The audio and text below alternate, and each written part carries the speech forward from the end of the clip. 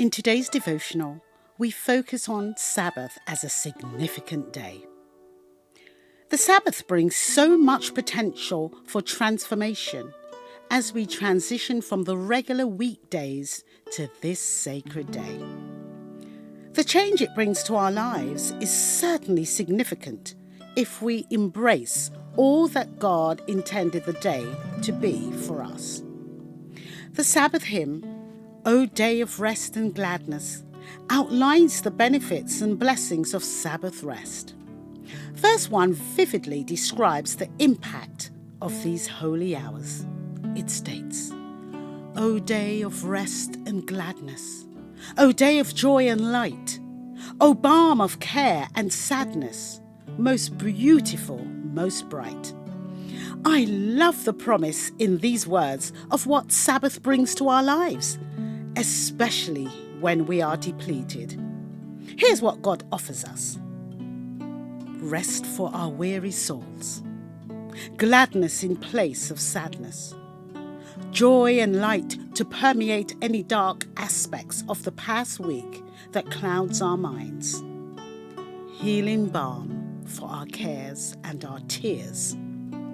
The words of this hymn have brought comfort to me, especially at a time of grief. During the pandemic, we lost two close relatives, an aunt and a cousin, mother and son, to COVID-19. The week we laid our dear aunt to rest also marked the anniversary of our late father's passing. Feeling saddened that Friday evening as I reflected on each death, as I sang the words of this hymn, I realized that God could indeed provide the balm for my care and sadness. It was truly a welcome comfort for my aching heart and bruised soul. The significance of the Sabbath day of rest on that particular week was a stark reminder to me that even in our pain and sorrow, when we look to God, He is able to provide the prescription for all our ailments.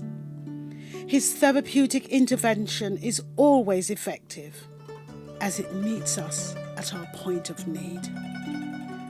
Isaiah 61 verses 2 and 3 paints a vivid picture of the transformation we can experience in God's presence. The word says, to comfort all who mourn, to console those who mourn in Zion, to give them beauty for ashes, the oil of joy for mourning, the garment of praise for the spirit of heaviness. This Sabbath, may the transformational power of God be displayed in your life.